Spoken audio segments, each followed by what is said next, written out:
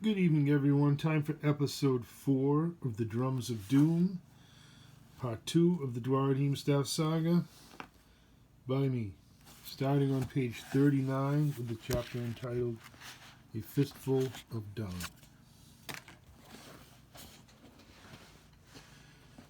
Okay, there we go. Kerr had no way of knowing what lurked beneath the enormous pit of refuse. Even though his ancestors possessed tales of such horrible creatures from the past, there had been no encounters with any of the wretched beasts in centuries. Time's passage dimmed the memories of their forefathers, lost and forgotten in the sand of God's hourglass, were the ancient tales of terrible monsters living in garbage piles. They were stories of beasts born in the darkest places of the world, terrors silently waiting like trapdoor spiders, all hunger within, sudden death without. Old wives' tales such as these, so often based upon the truth, may have benefited Kerr had he but remembered them. The creature was not interested in old stories told around dwarven cookfires, nor did he care that his quarry had no prior knowledge of his kind. It was, however, patient above all else, and despite its immense body, it was very much at home beneath the dreadful Dung. Terrible to behold it was, with a great gaping mouth centered upon its wide bulbous body, and 4 great limbs that could propel it through the muck of its home with enormous speed. Its 2 arms were long tentacles, with wide heart-shaped pads, lined with suction cups that could grasp and tear. Within each cup was a horribly hooked claw. Perhaps its most ghastly feature of all was its solitary eye, which rested atop of a long stalk protruding from the top of its ooze-covered body. When hunting, it would lie in wait beneath the filth and debris of its home, with only its vestigial pseudopod showing, its one lonely eye scanning its subterranean home for wandering prey.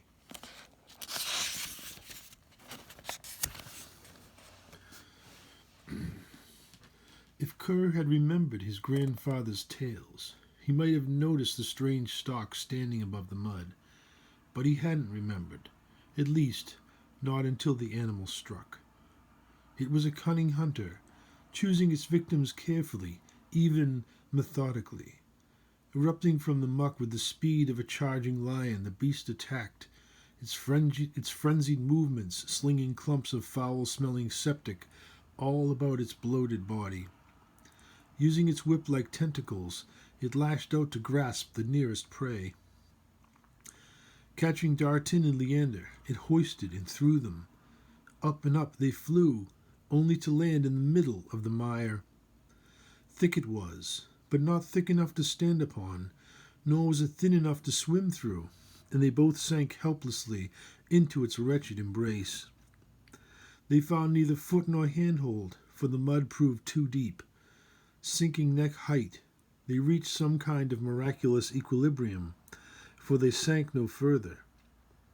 This was the dung beast's strategy, for once they were in its home environment, they would be helpless against it. In seconds, Tarek and Karina had become victims, and only with a frenzy of sword parries were Carmen and Kerr able to avoid the lashing tentacles. "Kalar," Dow said, "fall back. We can use our ropes to pull them free from the solid ground." However, even at that fear-filled moment their horror was not yet complete, for when the floating adventurers had oriented themselves, they then realized that the beast was not alone.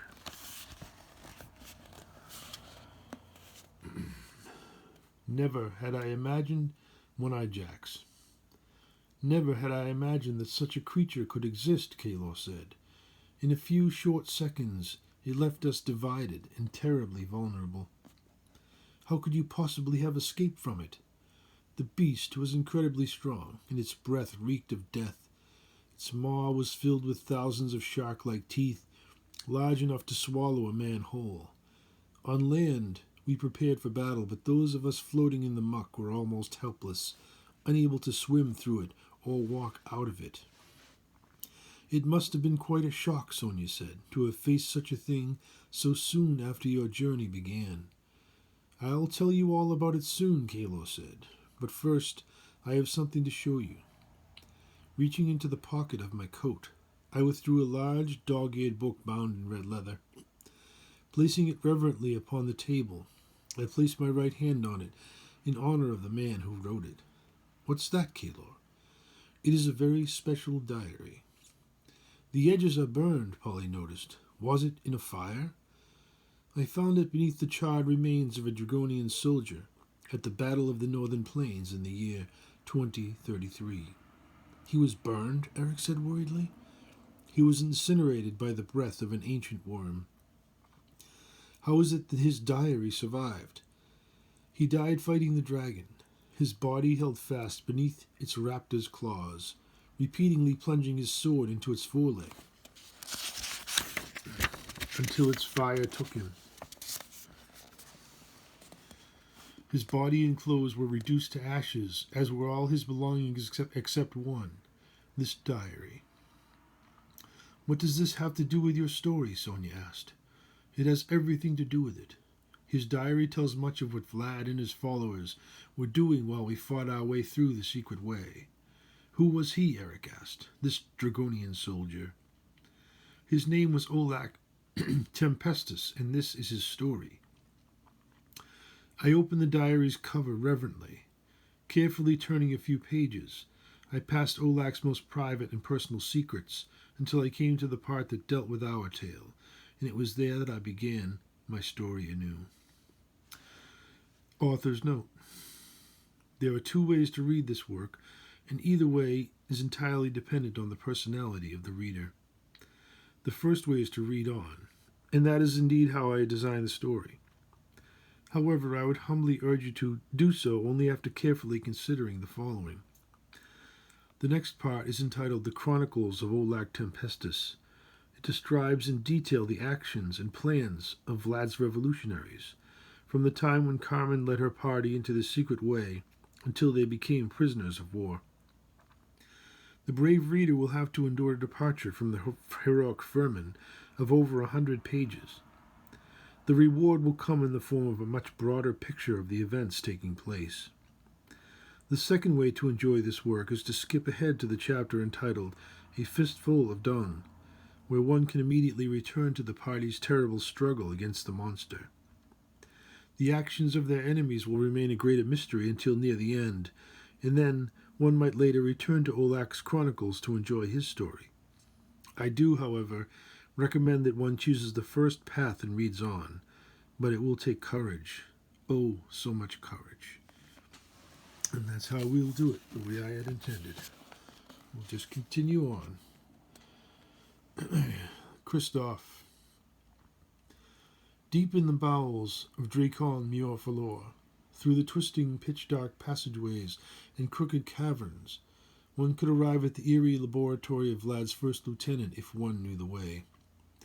Within that well-mined room were countless tables, burners, and experimental phylacteries of its most ingenious resident. Strewn randomly throughout the laboratory in a bizarre system of organization known only to their master were strange devices, tools, and magical apparatus. On this day, there was a great bustle of activity. The orcs speak more and more of this Agardok, Dartin said. His battle prowess and supernatural life grows with each telling. It's ironic that this mere dwarf, in doing nothing more than surviving, has become such a superstitious spectre of death. A spirit of vengeance that many of the orcs are beginning to fear. They are our most powerful allies in this region. We must not let that fear consume them. Perhaps we should consider using additional leverage to neutralize him. Pacing slowly, purposefully, Vlad walked, as if with each step his mind set another puzzle piece in place on the board of his world. As he clasped his hands behind his back, his cloak concealed them. He bowed his head, shadows obscuring his face. His father is famous amongst his people, both warrior and winemaker, I hear. We can use him to our advantage.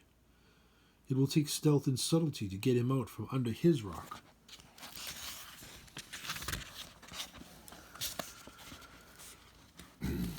We could send a company of commandos to capture him. Or we could hire one man to capture him with cunning. Christoff? Christoff. But where do we find him? The last I'd heard of him, he was making a killing in South Eleanor. Summon Olak and Draco and send them to Eitzel in disguise, Vlad said. I believe that is where his last known operation was conducted. It's been many years since Dragonia has made use of that one's skills, Derek mused. Do you think that he'll still prove to be reliable? He's no mere butcher. Among assassins, he is noblest. I hear that greed is what motivates him. Not greed, but a grand sense of his own worth. For the right cause, I believe that he would work for free. A noble rogue would seem to be rare indeed. He is a rare and useful tool that we'll soon make use of.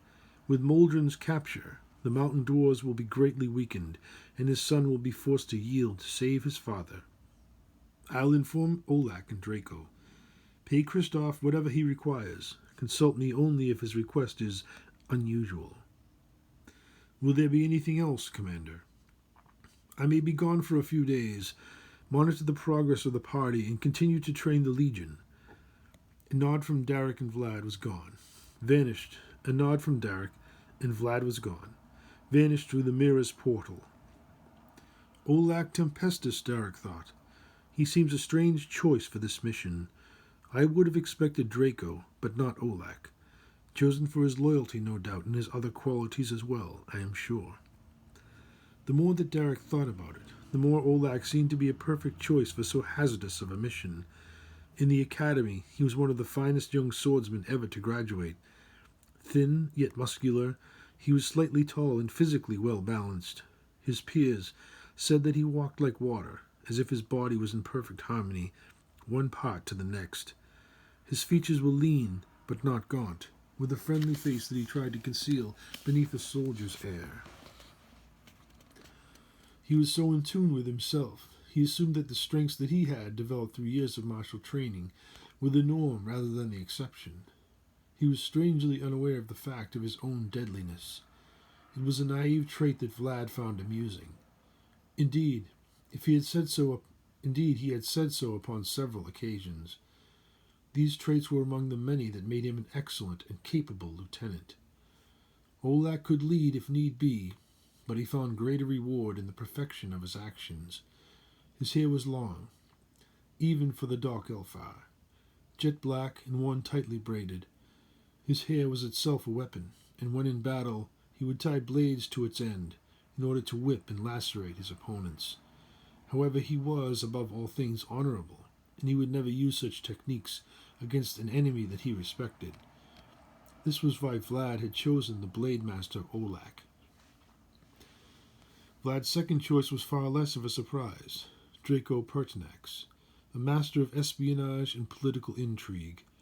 He knew the Dragonian political system like none other, and he could stand among governors and speak his case dramatically, even eloquently, with the guile of the finest lawyer. Draco was a coin with three faces, his outer edge with no defined beginning and without an end.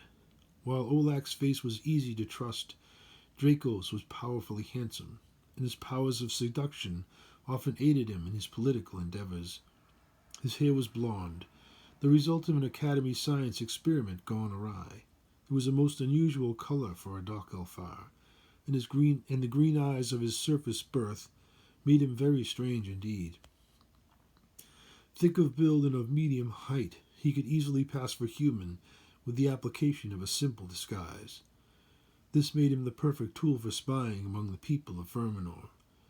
These were some of his finest qualities, but best of them all was his ability to make fast friends and blend in and penetrate both high and low societies with ease. He was an accomplished linguist, fluent in several different dialects of Firmish, as well as the 14 languages of the Dragonian Empire. When he had to fight, he did so roguishly, with deception and disguise. He was a master of the knife in the back and poison darts in the night, but Vlad rarely used him for these purposes. He believed that his other gifts were far more useful.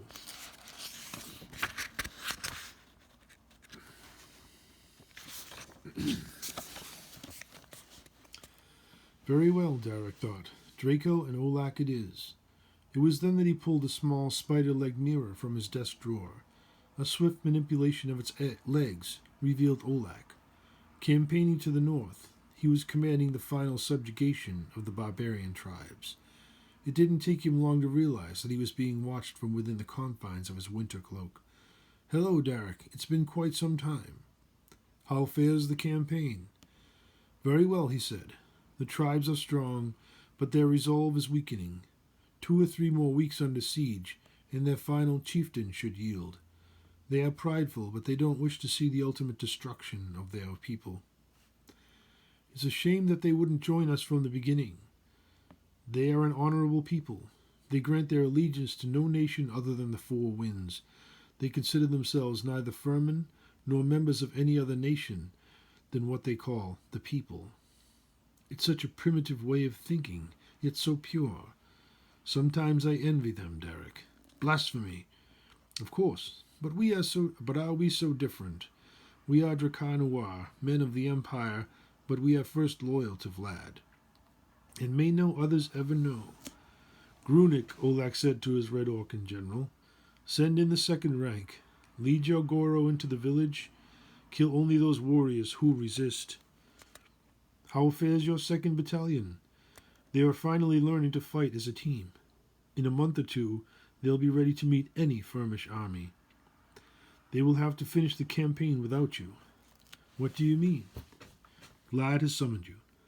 Who will lead the army? The Orcs are good fighters, but they don't have the skills to negotiate an alliance with such a proud people. I'll send Lycurgus to relieve you. Explain the situation to him and return here by midnight, 2 days hence. I will do as you command. Prepare yourself, Olak. This mission will be unlike any that you have ever embarked on before. I will see you in 2 days, Derek. For now, I have a battle to win. May luck be with you, and you also. And with that, Derek once again manipulated the mirror. I wonder where he could be. 2 clicks of a spider's leg revealed Draco's location. He was some distance away from his mirror, and the room was quite dark. Ah, I see. Our handsome spy seems to have found his way into the palace of Princess de Michel. It was quite some time before Draco awoke and happened to glance Derek's way. I'll be back in a moment, my love, Draco said. I need to take a trip to the bath. Hurry back, the woman said. A covering robe, silent footsteps, and Draco had soon swept up his mirror, exited the room, and entered the privacy of the de Michel's guest bathroom. What is it, Derek? I'm in the middle of securing an alliance between the Countess de Michel and Vlad's advisor to the Parliament. A man's work is never done. Oh, yes, quite. But please excuse me, Derek. Is this important? You are to report here by midnight in 2 days' time to meet with Commander Vlad for your new assignment. I haven't finished this one. I'm sorry, Draco, but this mission will only succeed if it happens swiftly. I'm sure that you can find some way to keep the Countess busy while you're gone. Yes, of course I can. I'll see you soon. Draco said goodbye with a nod, but he did not seem at all pleased.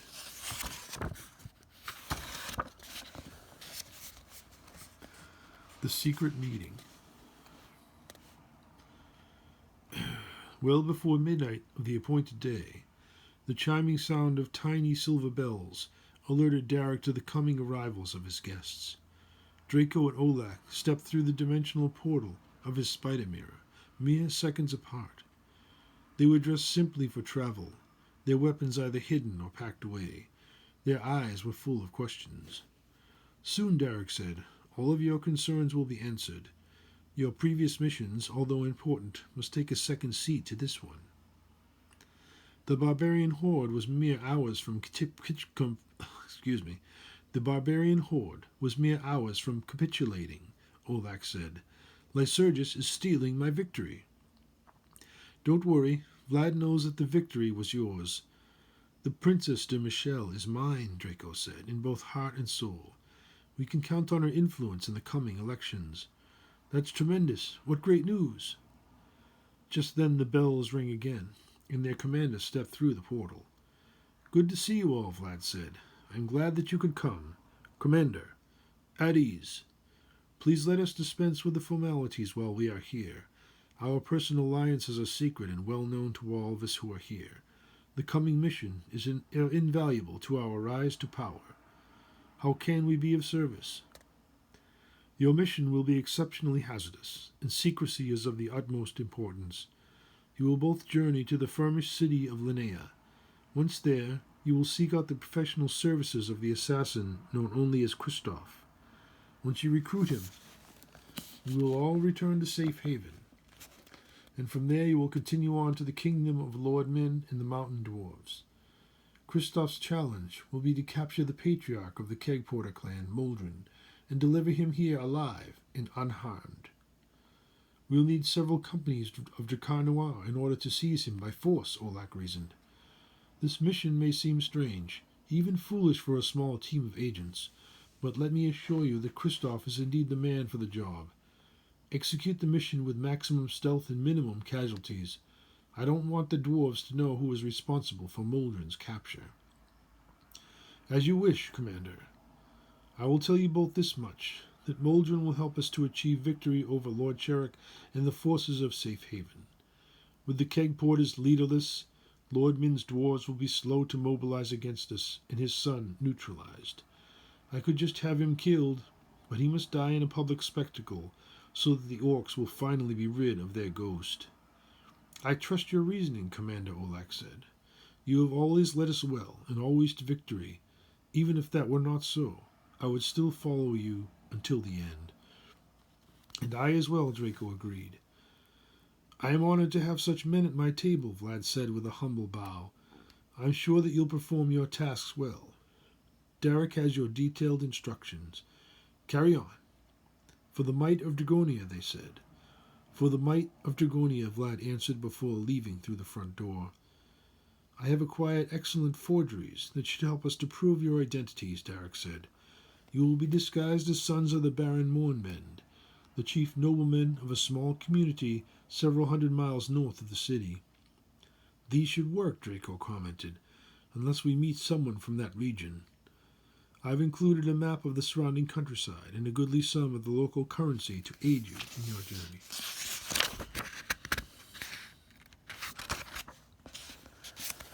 Okay. How will we reach the famished shores in secrecy? Olak questioned. Perhaps we could sail in a disguised merchantman, or dive from a swift dragon ship and swim. If there was no other way, Derek said, then perhaps we'd try such desperate and time-consuming techniques. But thanks to the magic of my spider mirrors, your journey will occur instantaneously. I thought that you first had to physically travel to a destination in order to program your device. Indeed, Derek said. Vlad and I traveled vast distances in the adventures of our youth. That would explain your strange disappearances in the academy days. Ha! And Vlad and I thought that our sojourns went unnoticed. It may have gone unobserved by our taskmasters, Draco said, but not by your friends. Let's hope that's true, Derek said. There are always unknown eyes watching. Lothtia and the Queen would love to see us destroyed.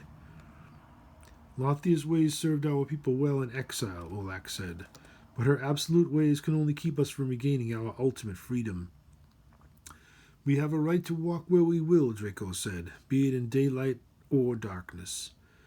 Free will isn't the way of our ancient deity, Derek said. Only together can we achieve our ultimate freedom. Together as one, they said as they often did in such moments. But not for now, we've got work to do, Olak said. Of course, Derek said. Where were we? The mirror. Oh yes, I have encoded the mirrors with only one destination in that region. The portal opens into a small chamber at the lowest level of a deep cavern system. The caves connect with tunnels of an abandoned mine. The quarry opens on the surface some 50 miles east of the city. How difficult is the climb to the surface from there? The mine was built by the hill dwarves of King Rodaman. The journey to the surface should be easy as long as it remains unoccupied. Has Andriel attempted to view these caves with her crystal ball? The character of the stone there blurs her magic. It could be another vein of dark-forced crystal, Draco said. It often accompanies mithril deposits. It's a possibility, Derek said. We'll have your team take samples. Team? Don't worry. I've put together a small but capable group of Dracanoa to accompany you as far as the cavern's mouth. All fighters?